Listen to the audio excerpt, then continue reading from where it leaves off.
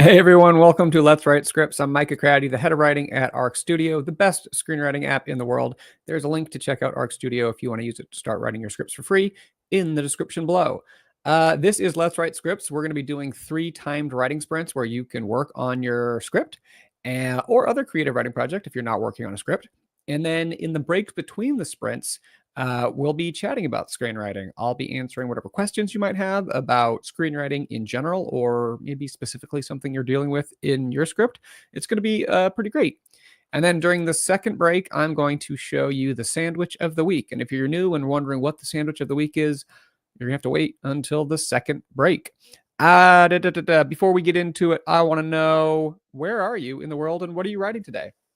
I love hearing about people from all over the world. We have basically, feel like almost like every continent has been represented here, which is pretty cool. So yeah, let me know where you are and what are you working on today? Are you working on a feature? Are you working on a pilot, maybe a short story, a poem, or are you just doing some work and you were bored and need some company? Let me know. Get in the chat and let us know. And also, like, where are you in the process? It's always cool to hear about if you're working on a feature or a pilot, like where are you in it? Are you revising? Are you brainstorming? Are you still the outlining stage? Like, whatever it is, let me know. So you'll notice that, like, there's not a third question. So usually there's a third question that's like a discussion question about screenwriting to get our brains warmed up, but there's not one today because I'm going to try something different as a warm up. We'll get to that in just a second. But to answer the questions myself, I am in Los Angeles, and the weather has been actually beautiful recently. It was kind of hot a couple weeks ago, and like it's just been kind of sunny with a cool breeze. Like it's just, this is the sort of like why LA is so expensive weather, is you get those moments and you're like, oh right, this is why everyone wants to live here, and rents and home prices are outrageous. Well, that, and also like zoning policies and, lots of other things. But anyways, that's a different pod. That's like a different show that I'll host someday. But it's beautiful here. So I'm in LA. It's beautiful here, and I'm developing a new feature idea. It's pretty early on it, and it's something I might like work on with somebody else. And so I'm sort of basically at the very beginning, sort of like fresh brainstorm stages. So I'm going to be doing some like free writing and brainstorming during these writing sprints. So then, all right, what I mentioned earlier, that normally we have a third discussion question, but today we don't. So why don't we have a discussion question? Because I want to try something different this time, which is basically, this is Let's Write Scripts. So I want to start talking about more scripts and like showing pages from scripts I think that are really good. And that is what we're going to do. So to start off today, instead of me talking about a discussion question, we are going to be looking at a page from a script. So this is from the script for The Holdovers, by the script written by David Hemmingson. And I'm going to read a little bit of this page, and then we're going to chat about it. And I'd love to, if there's things that you notice about this script in the get in the chat, you can mention it. So I'm just going to read this again. This is The Holdovers, written by David Hemmingson. Exterior, faculty residence day. Establishing. A single light shines in a top floor window. Interior faculty residence. Paul's room. Day. A narrow room, blue with smoke and crowded with books. Classical music on the radio. Out the window, snow continues to fall. Paul Hunnam, a heap of rumpled corduroy, grades exams at his desk, pipe wedged between his teeth. Philistines, lazy, vulgar, rancid little Philistines. Exhausted by the mediocrity, Paul drops his pencil and lights his pipe. As he glances at a whiskey bottle, we see that one eye veers dramatically to the left. And then there's some dialogue. All right, so I loved this movie. Like when I saw this movie in the theaters, I was so happy. It was one of the best theater going experiences like I'd had in a long time. And I love this character. I love Paul Giamatti, how he plays this character too. And also, weirdly enough, like I didn't realize this until later, but David Hemmingson, who wrote this script, was one of my old bosses when I was a PA on a sitcom. Like the sitcom didn't last very long, but it was one of my like first jobs in LA. So it was kind of cool to have that. And yes, Angela, when I do these scripts, I'm going to try to do my best for the voices. So this is where we meet Paul Hunnam. right? This is what we call a character intro. This is kind of on my brain because I'm making a video about character intros right now, which is going to be released on Monday. And so I was looking at this script. So Paul Hunnam is Paul Giamatti's character in this movie, and this is his character intro where we first see him for the first time. So I think there are some lessons here in terms of what you can take away when you're introducing characters and sort of establishing the character. So one of the first things is that you can look at the physical description. I mean, obviously there's the basic thing of like the name is capitalized, which is the first time, the first time a character appears in the script, you put their names in all caps. So it says Paul Hunnam, right here in all caps. And normally you'd put the age, which they don't do here. That's one of the other things about scripts is the more script you read, the more varieties you'll see. But the only two really physical descriptors we get is heap of rumpled corduroy and his eye veering dramatically to the left. And I think this is really interesting because especially this heap of rumpled corduroy, like that doesn't actually tell us, it doesn't say he's short, he's tall, he's this or that, it's basically giving the vibe of the character. And that's something I really believe is important, is that like the vibe is more important than what they actually look like, unless there's something specific about their physicality that's kind of relevant to the story, to how they move through the world or how the world sees them, which is why or it's like out of the ordinary, maybe something unusual, which is why I think that the lazy eye is also a really great character detail. Another thing here is the first line of dialogue. So when I worked on Lodge 49, the TV show, the creator of that show, Jim Gavin, who didn't write this script, but just a separate thing that was in my head, he always liked to basically try to sum up the character in the first line of dialogue. Again, this is like a general thing. It's not like saying every time you have to do this, but it's just something to think about. So when we have this Philistines, lazy, vulgar, rancid little Philistines, which is like, we're getting such a clear picture of who this character is from the start. He's bitter. He's angry. We're meeting him alone. And this is kind of where we meet him at the start of his journey, which is something else you can do in a character intro. One, you can kind of show what their problem is, what their problems they're dealing with, and also, but like what journey they're going to go on. So like if you've seen The Holdovers, he starts, hating his students, bitter, alone. Basically the world is out to get him. There's no joy in the world. And then the journey he goes on over the course of the movie challenges those things. I won't say too much if you haven't seen the movie. If you haven't, I'll suggest you do, because it's fantastic. And then the last thing I want to say is that he glances at the whiskey bottle. And this is so great because it tells us how he deals with problems right now. He's exhausted by the mediocrity here. And his response, the way he deals with this problem, is to basically self-medicate with alcohol. So presenting your character with a problem and showing how they deal with that problem is such a great way to like reveal who they are at this moment in the script. So I would say that, those are a few things to notice in this pilot. Jumping into the chat. Sorry, everyone's here. TD Morris, Douglas from Diamond Bar, Cash in Arkansas, Angela, working on some feedback from short film. Brian, welcome from Jacksonville. Charles in Denver. Jessica, tuning into your new home in Studio City. Oh, welcome to the LA area. Just moved from Vancouver, working on a drama pilot. That's awesome. Juno in Massachusetts. So glad you're here. TD is working on a political thriller. That's awesome. In the final hardcore revision stage. I love it. Pamela, welcome back from New Mexico, working on your rom-com. Douglas saying some evil things about Los Angeles. You can keep your LA hate to yourself, Doug. I love it here. I have to say though, the air is wait, are you air out here? Are you in LA, Doug? Or am I no, I'm sorry, Doug. I accused you. You're in Walnut.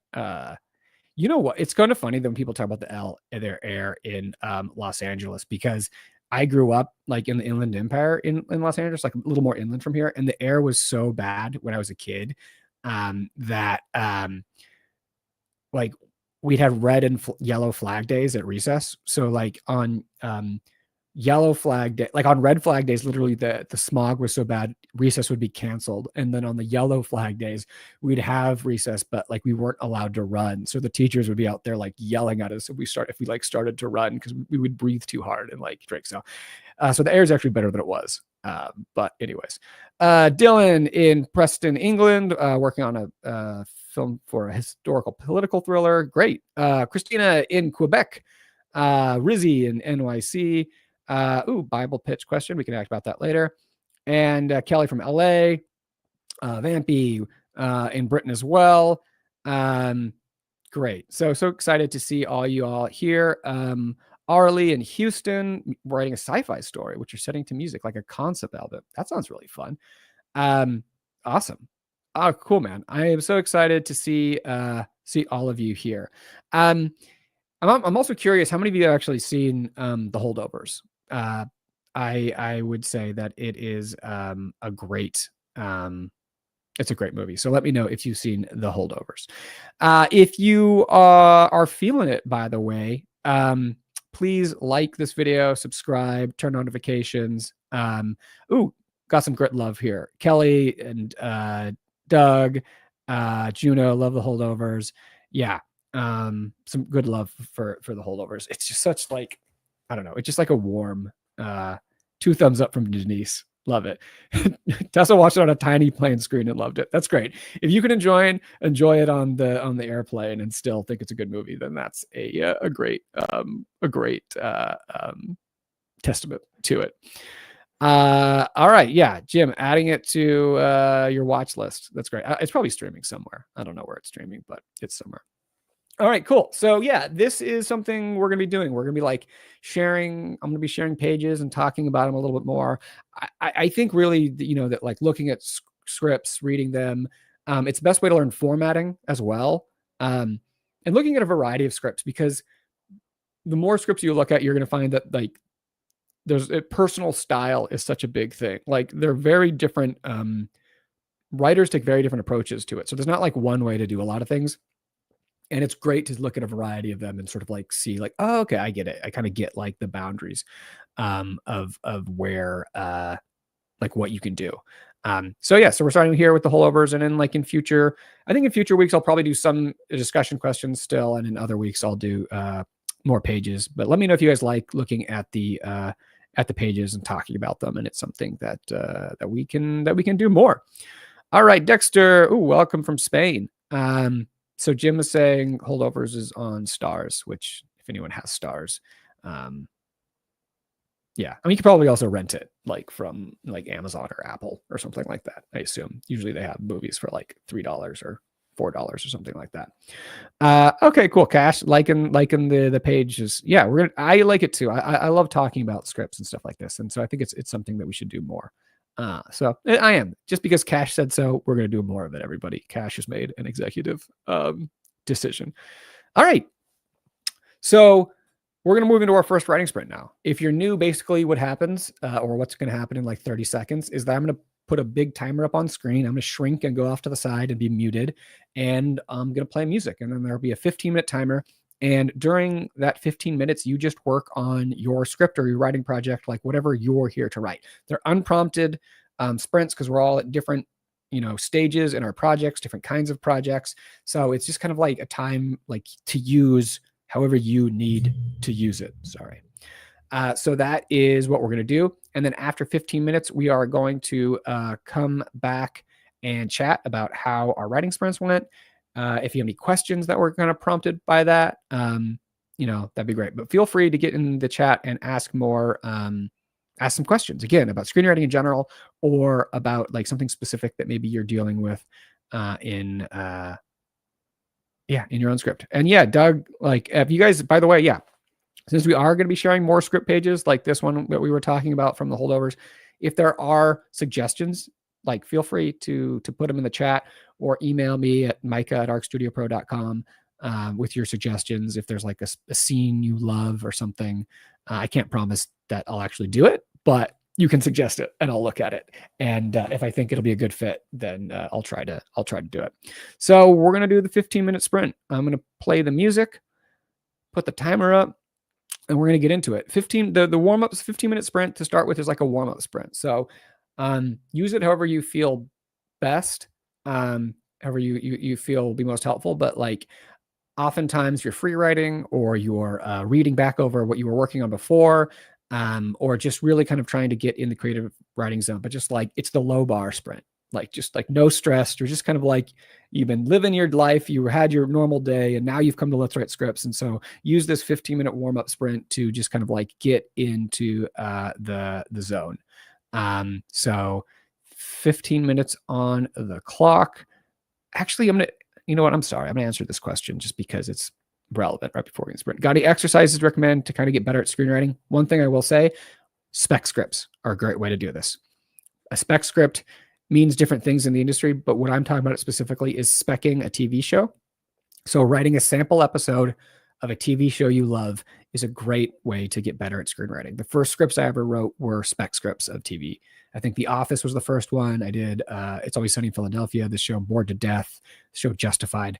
But it's a great way to learn structure, voice, character, lots of different things. So choose a TV show you love, study it to figure out like where the act breaks are, kind of where the story beats are, where the story changes, what the characters' voices are like, and then write your own sample episode of it. And that's a great way to learn. But now we're actually going to do the sprint. So 15 minutes on the clock. I'll catch y'all on the other side. And again, if you got more screenwriting questions, drop them in the chat and we will discuss them after the writing sprint. So see you in 15 minutes.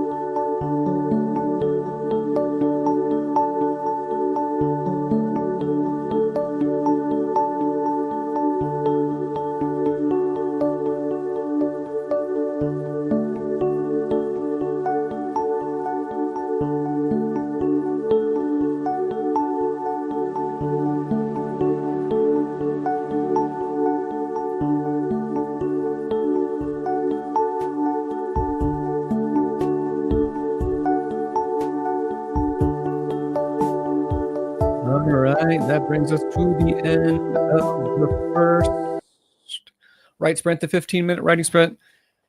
Welcome to everyone who joined during that sprint. This is Let's Write Scripts. That was the first of 3 writing sprints. Yeah, we're going to chat about screenwriting a little bit now, and then we're going to do some more writing sprints. If you joined during that sprint, welcome. Did I already just say that? I don't know. I was like planning on saying that in my head. Anyways, if you joined in that sprint, welcome. If you were doing that sprint, that's what I meant to follow up with. If you were doing that sprint, how did it go? Are the muses with you today? Are you writing? Is it flowing through your fingertips, or are you struggling? And if you're struggling, is there anything particular? Do you have any particular questions that you're dealing with about something in your writing right now, or just in screenwriting in general? Get in the chat and let me know. And yeah, I'd love to hear about how it went for everyone. There we go. Marie. Fantastic. Glad you do it. Oh yeah, sorry. We were talking about movies earlier and where holdovers is streaming, and oftentimes check your public library because they rent out DVDs and Blu-rays and stuff. Like the LA public library system does it, LA County as well. Others might do it as well. But all right, so some questions. Yeah, that we're going to do. Anyways, so that was a sprint. For me, that sprint went pretty well. One, I was kind of like saw some questions in the chat and I was thinking about those. So I was kind of working on those. But then, yeah, I'm brainstorming on this movie, and I think I've found some directions that I'm excited to explore more in the future sprints, which is nice, which is like, I feel like a good thing for the warm up sprint there for you to go. But some questions here. Rizzy Digital had asked earlier, NYC, work on my Bible pitch. Is there a format you would recommend? So this is basically a document that you're going to use to try to pitch the series. I mean, the biggest thing, there are different formats, you can find examples, is just like, remember that it's supposed to be entertaining, right? This is a fun thing. So match the tone of whatever it is the project is, right? So if you're writing a comedy, an irreverent comedy, then have your pitch document be like similar, right? If it's a horror, it should have the tone, that sort of scary, tense atmosphere. Same with a thriller. So make sure to you match the tone, and also that you that you're telling a good story, right? That it's like enjoyable to read. It's not just like a dry technical document. It's not like a biography. It's not just like when you're writing out, if you're writing out like summaries or anything like that, like tell it in an engaging way. Don't just like say plot details. Like you're telling a fun story. So that would be my biggest piece of advice for you, Rizzy. Dylan is asking, in terms of screenwriting and filmmaking, what is the fundamental difference between screenplays that are inspired by true events, say a biopic, as opposed to based on a true story? So as far as I understand, really the only difference between inspired by and based on is just like the degree of veracity. So a based on a true story will be like, you're basically saying this movie's pretty true. Inspired by true events is like loose. It's like something happened kind of like this, but so there's more leeway with inspired by true events than based on a true story. Like based on a true story is like the story is based on this other story. Inspired by is a little looser. Yeah, you mentioned, I saw this thing. There was the Salt Path. I don't know the details. I'm not familiar with this, but I saw that there was some sort of thing about like, their story being fake. And a lot of that just has to do with like the promise you're making to the viewer, the reader, the audience, or whomever it is. Like if you're telling them this is real and then they find out it's not real, they sometimes get very upset. But like also sometimes people just play with that, like in Fargo, where it says at the front, like this was inspired by true events that happened, blah, blah, blah. That's fake. It's not based on true events at all. They just threw that in there to make it seem real. So some of the stuff is like what you can get away with, but basically like the more you're telling the audience that like you're doing something real, then the more they're going to be upset if it turns out that it wasn't in true real. All right. So this is kind of funny. So I was showing this page earlier. Where is it? I got to find it really quick here there we go. From the holdovers. And TD, a little iconoclast here. Haven't seen the movie, but it seems a little on the nose and overwritten. But why is this considered a professional gate? It's the gap I'm trying to explain. So And you also mentioned something about like the repetition of Philistines, because it says Philistines twice. Okay, so TD, I'll say a couple things on that. First, I'll say like personal taste is personal taste. If you don't like something, like that's fine. Like there are a lot of things that someone might like that another person, or that a lot of people like that I might not like. That's cool. So I'm not saying you have to like this script. A lot of people didn't like the holdovers. Like that's cool. Like that's that's your right as a person with opinions and taste. I would say that I think this is a great script, and I would think, yeah, there is a general consensus that most people in the industry would think this is a very good script. And I can just kind of share why a little bit. I mean, I mentioned some of the things earlier, but you mentioned that you thought this was overwritten. I don't actually think it's overwritten at all. I think actually the details are pretty sparing and pretty powerful. Like I mentioned earlier, it doesn't say much about what he looks like, but it actually gives a great sense of his character and like where he is in his life. Just the rumpled corduroy, the eye, those are really the only things we see about him. And we're getting basically a sense of it as to his actions. So like a glance at a bottle shows us he's an alcoholic. It's like minimal details that are kind of having a maximal impact on who he is and like where he is in his life. In terms of like the repetition, like, and the dialogue I think is actually really fun. Like this man growling Philistines, lazy, vulgar, rancid little Philistines. I think that's really fun. And like repetition isn't always bad. People do that. And I think it's also which words being like repeated. It's Philistines, which is like a fun, unexpected word. And it also is like a word that like Paul Giamatti can like do a lot with. And I think that's like another important thing is that this is fun for me to read. Like a heap of rumpled corduroy, I start smiling every time I read that phrase. I think it's just like really fun, like to read. And I think this entire script is fun. And that's part of the experience is that you're like writing something fun and like giving just like a great sketch of who this character is. So that's why I think that there's a lot of great things in here. There's a lot. Like that's another thing. So this never says he's a snob. It doesn't say he's bitter. It doesn't say he's an alcoholic. It doesn't say he's alone. These are all things that we just know based on his actions and the details that are mentioned in there. It doesn't say he's unhappy, so this is why I think it's such great writing is that you can just tell who this person is, what they're going through without the writer saying, explicitly, this is who they're due. Yeah, I agree. I think there's a distinctive guy who would call his students Philistines. There's a lot about him off that. Yeah, this man's at war with his students, right? He's a teacher, right? So that just says something about him that like he's a teacher and he hates his students. How sad is that, right? This man's purpose is to teach these kids and he thinks they're Philistines. Like that's just such an evocative thing by just like that line of dialogue and the contrast between what his profession is, like shows a lot of who he is. So that's why I think the dialogue, the description, and the actions all do a really good job of starting the story and sketching out who this character is. Yeah, and images, very like rich imagery. So that's why. But again, you don't have to like it. That's fine. I mean, you can have your own taste. There are a lot of different styles out there. So yeah, that's cool. Let's see here. Dexter, have you seen The Lighthouse? Yeah, the screenplay is very good and I lot from it. Definitely helpful. Yeah, The Lighthouse, I liked The Lighthouse a lot. I think that's my second favorite Eggers movie.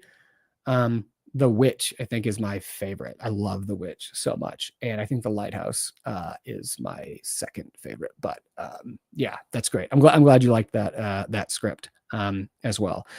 All right. So what else? Any other questions here? Oh, Christian, welcome. Late arrival. You get a special welcome. Cool. I'm feeling warmed up. I'm feeling good. I'm ready to like jump in and do some more writing. So I think we're just going to hop into the 25-minute writing sprint. So this is kind of like 25-minute writing sprint in the middle is the core, I feel like, of Let's Write Scripts, because you've warmed up, but you're not necessarily tired. I feel like it's just like the engine is running smoothly. So I'm going to put up the 25-minute timer on the screen, play some more music, and we're going to get into our writing. And then we're going to chat one more time about screenwriting after this sprint. So 25 minutes on the clock. We're going to do it.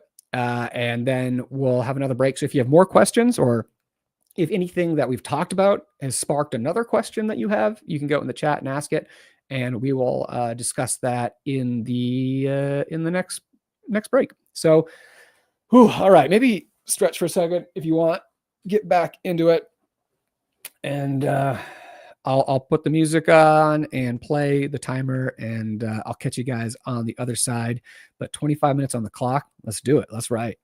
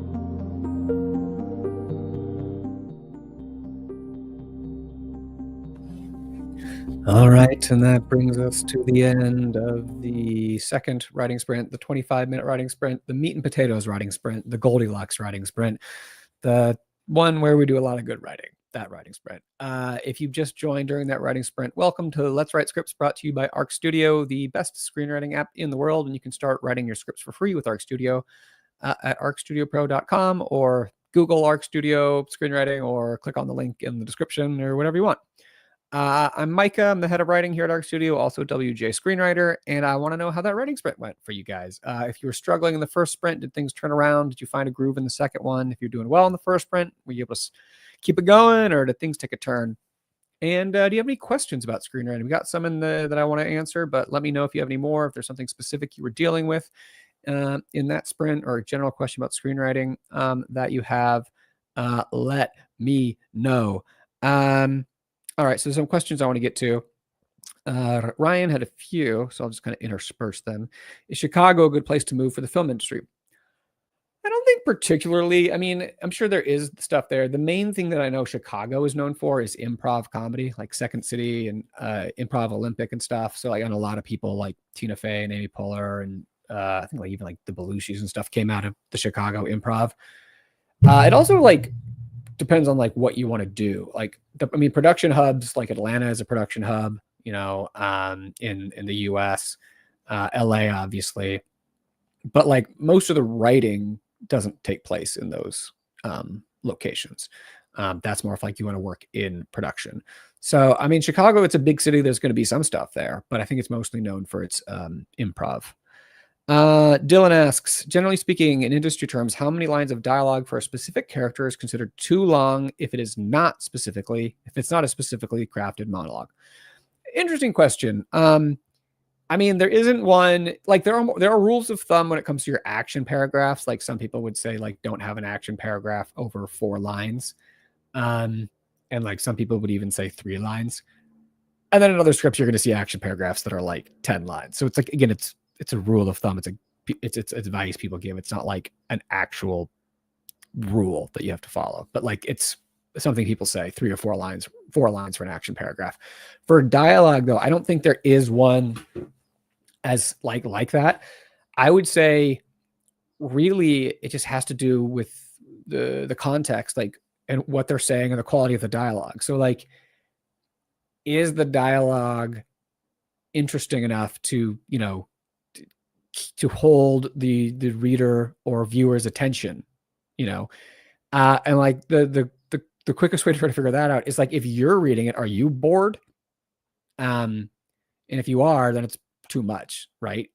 But like sometimes that has to do with the length of it, but also just might have to do with like what the dialogue is accomplishing. Like if you're just saying facts, just sort of giving exposition, then that's more the issue than the length of it. So I would say like length is generally a secondary concern to like, what are you trying to accomplish with it? And like, is it interesting? Is it surprising? Is it revealing something about the character and how they're saying or what they're saying? And is it not just like, you know, sharing facts? Is it being used as a tool, like, or is the dialogue being used as like a weapon, or a tool to get what the character wants, or like part of a strategy or an approach to, you know, like those kind of things. Yeah, versus just the length itself. Ryan, how do you write people who are older than you? I mean, probably the same way you'd write about anyone that's different than you. Look at the people in your life that are like that. For instance, I mean, I'm assuming you know older people. So like parents or grandparents, aunts, uncles, bosses, coworkers, teachers, you know, whomever's in your life. You can use them as models for your writing.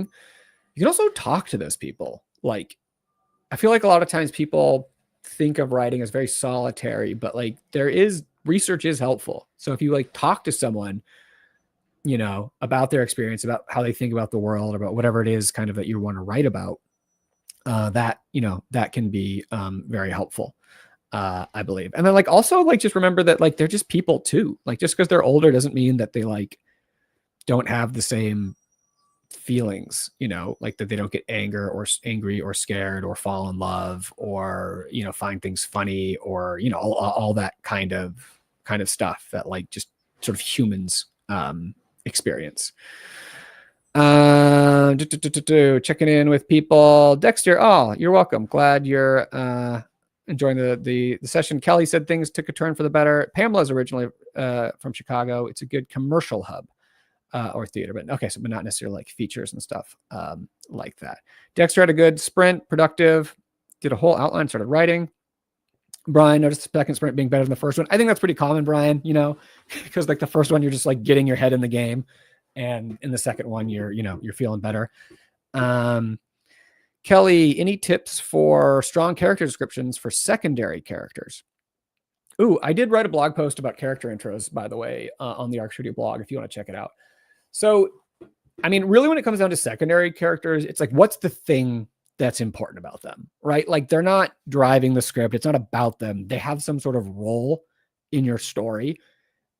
There's some aspect of them that's important. So like for a secondary character, it's like, you don't need a big description a lot. Just like hit the thing that's like the key thing about them, the important thing, the thing that's like, oh, right, I need to know this about that character as I'm moving forward. Because if it's a secondary character, like your reader's not going to store that much information. So like, what's like the key thing, about them? All right, this is a good question, Ryan. I think this is something we all experience. What should I do when I'm burnt out from writing a film or TV show because of perfectionism? I've been working on this show for a long time, but my need to make everything perfect, like doing mood boards and personality tests and detailed planning, has made it overwhelming. Now I'm so burnt out. I don't even want to work out anymore. Should I just quit? Ryan, I think that is, I understand that so much. I think Juno had a great advice here. Don't quit. Just take a break from it if needed, but come back with the intent to focus on the writing itself rather than the extra stuff. The only way I can get better is if it exists. I think that's great.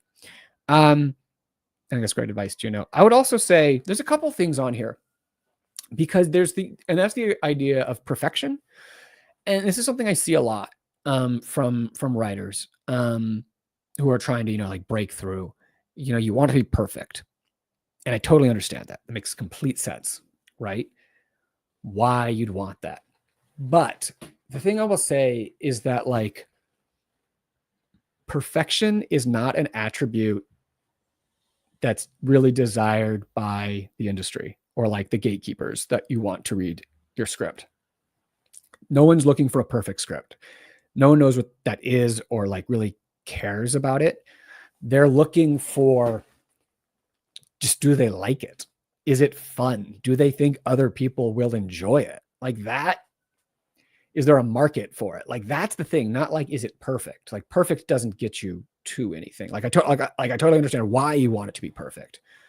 But really like just try to tell a good story, try to tell a human story, try to like share something inside of you that's important, try to make it fun or sad or heartbreaking or scary or, the important thing is that you just like want people to read more of it. Like they want more of it. Like that's what you go for instead of perfection. And I also say that like the mood boarding and the personality tests and all that stuff, I don't do any of that. I'm not saying it's inherently bad. There are different writing styles. I'm not saying it's bad that no one should do that. I'm just saying I don't do that because there's the risk is that you expend all your energy on that stuff and then you don't have anything left for the actual writing. And sometimes when you're doing that stuff, it can feel like you're making progress, right? You're like, I'm doing it. I'm making progress. I'm doing all this work, but like none of it's or very little of it is going into the end result. So prioritize like literally just like having a great script. That is the most important thing that you can do.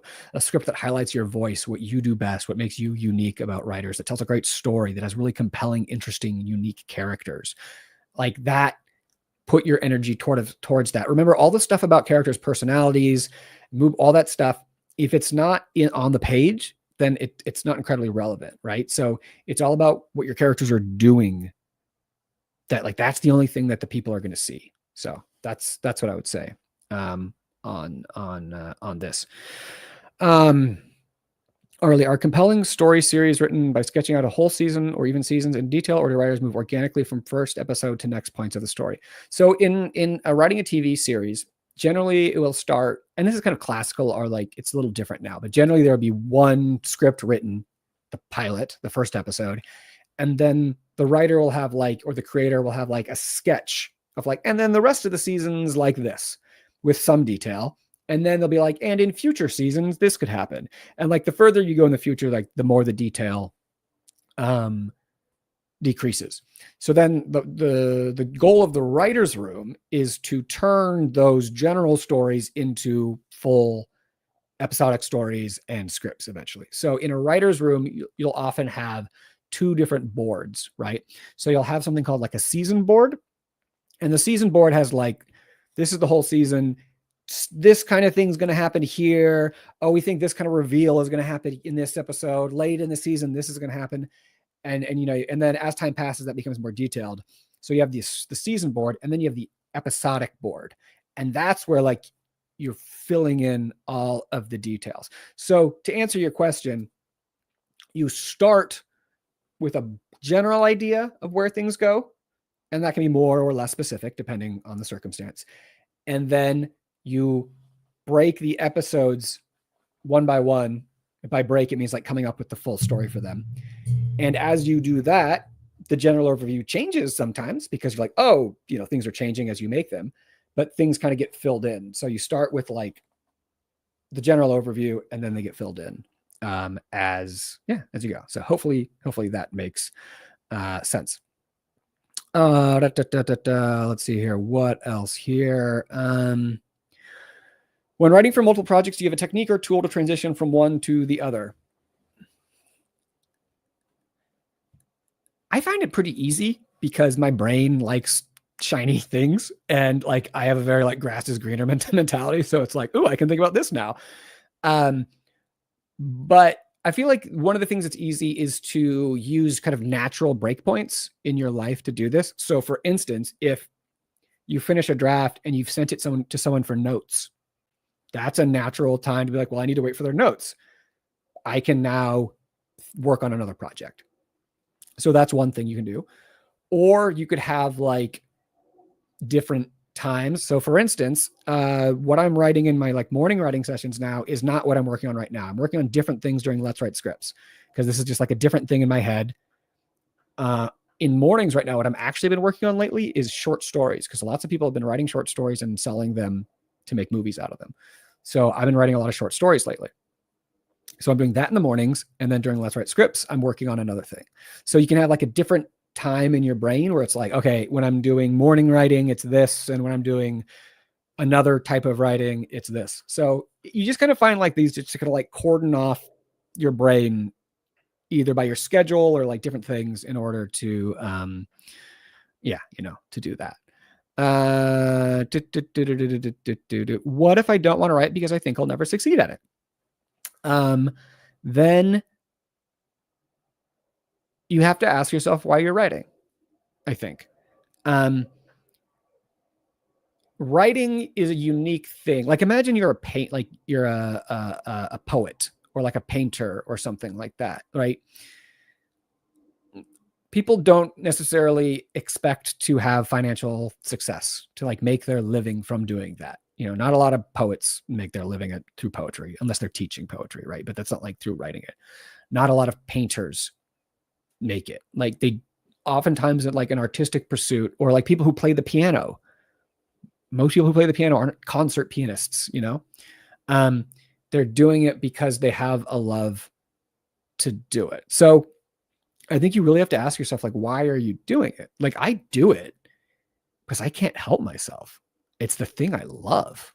Like, that's the main thing. I've been coming up with story. Like when I was a little kid in the backyard with my friends, and we were playing Boys Lost in the Wilderness, or, you know, like some sort of army thing, I was coming up with a storyline, you know? I was like, all right, and then the wolves are attacking and we do this, you know, like, or like playing with my Legos, and, you know, it's like, like, I just like, this is what I do, you know? So I can't like, and it brings me joy. So I think you have to like tap into why are you writing, and like, does it bring you joy?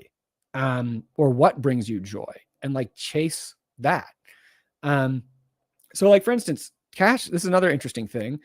I only do it because I want to direct. I'm not a writer, but if you like it, keep doing it. And I know directors like that who don't necessarily think of themselves as writers, even though they are writers, and Cash is a writer too, even though he said that. But it's like, it's a means to an end. So it's kind of like, what do you care about, Emily? And that's not to say that you can't find success from it. There are people who do. I mean, the industry it's a tough time right now.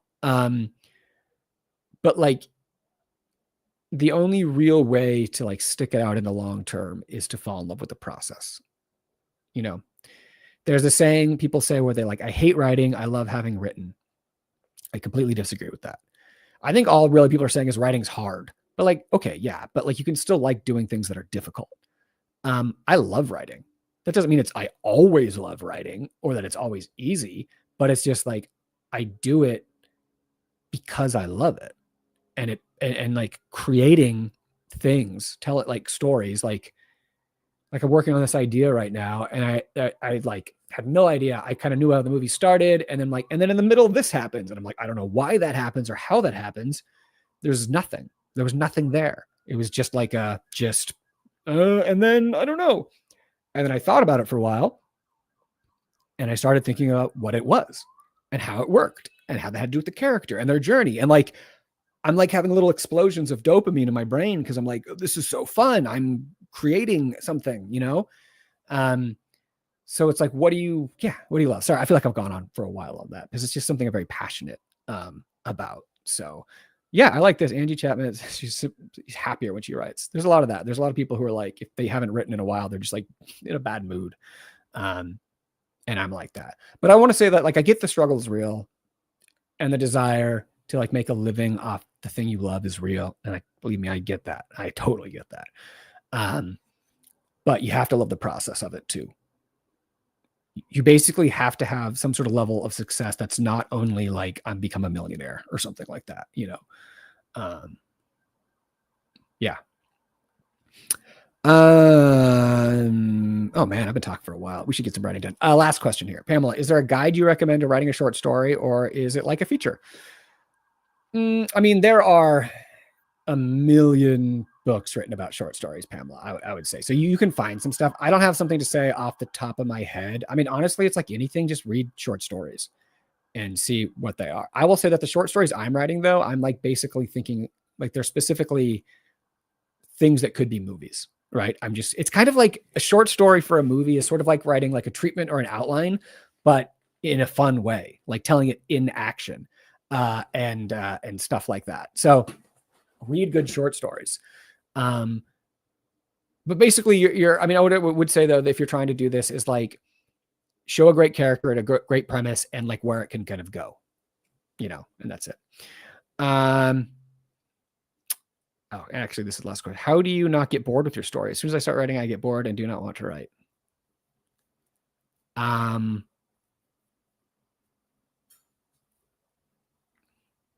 I mean, I don't know do I get bored? I get frustrated at times. But like I said, I love writing. I don't know. It's not boring to me. I mean, like I get tired, I get frustrated, I get different kinds of emotions. I feel like generally though, if I'm feeling bored with a story, it's because like I don't actually want to write that story, so I don't write it. Like I only write stories that I'm excited to write, I guess, would be. Yeah. Oh, Doug, thank you. I almost didn't show the sandwich. All right. The sandwich of the week, everybody. So if you're wondering like what this is, every week I just show the best looking sandwich or tastiest sandwich that I made, or maybe just the most photogenic. So this is the sandwich of the week. I love just this like chunky chicken on it. So we had like a rotisserie chicken for dinner and like leftover. So I was carving off like thick pieces of it. And so this is a delicious sandwich. It was on a black sesame bread with rotisserie chicken carved up in big slabs with cheddar, pickled onions, greens, avocado, sun-dried tomato, mayo, mustard, and just like a solid good sandwich here. And it's also good because I do like a lot of like deli meats and stuff, which are very thin, and having like a bigger piece of meat, like it was good. It was good. So that is the sandwich of the week right there. Yeah. All right. Man, we're already late. Sorry. That was good. I hope you guys enjoyed that discussion. I know sometimes like I feel like I was talking too much, but I feel like we were talking about good stuff today. So we're gonna do just like a short little sprint here at the end if people want to stick around because we're already at like the end of time. So I'm basically put the timer at like 10 minutes and just kind of like finish off. If you have to leave, I understand because like, we are running behind. And if you want to keep writing afterwards, then just like keep writing. Do whatever you want. You don't have to listen to me. So any announcements? Okay, yeah, next week, Let's Write Scripts, same time. You can RSVP, the link in the description, or just show up at 1 p.m. Oh, guys, yeah, videos. I keep putting new videos on the channel. So this week, I just wrote one about how to write a short film.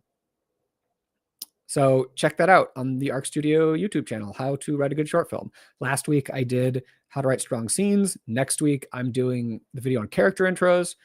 Yeah, so lots of content about screenwriting. So please like, subscribe, turn notifications on if you like want to get, these videos and like make sure you see everything because I'm just like making a lot of stuff. I'm like doing one big video every week and also doing YouTube shorts, which you've probably seen if you like follow the channel, where I'll show like a little clip from a movie and then just kind of like share a lesson kind of from that movie or that clip. And take Kelly's word from it that it was a really good video about writing short films. So you should definitely watch it because Kelly told you to. All right, we're gonna do this 10-minute writing sprint here. If you have to leave, thank you so much for coming. If you're gonna stick, or if you're leaving during the sprint, say farewell in the chat. Let me know how it went today. Hope to see you next week. In 2 weeks, we're gonna have a guest, which is exciting. I'll announce that next week. And that's it. If you stick around to the end, we'll say our final farewells. But let's play some music. Let's do a little more writing, lock in, and where is this? Yeah, let's do it. All right, one more writing sprint, guys. It's a short. So do it.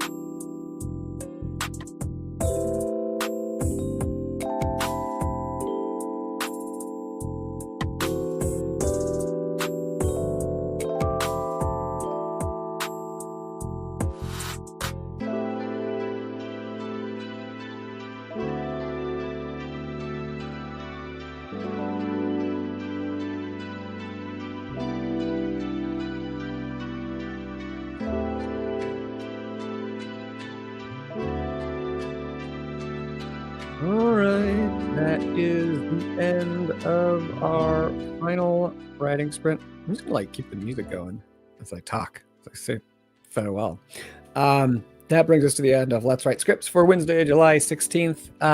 Thank you all so much for being here. I hope you had a good time. I hope you got some good writing done, had some fun, maybe learned some things, and also just enjoyed the community with other creative people. It's so important, to do that. I hope to see you all next week. Again, you can RSVP at the link in the description or just show up at 1 p.m. Pacific on Wednesday next week on the Arc Studio channel. Please check out the videos that we have been making about screenwriting. Put a lot of work into those, and I think there's some helpful stuff in there. So with that, I will bid thee all adieu. Please take care of yourself, and happy writing, everybody. All right, I'll see you all soon.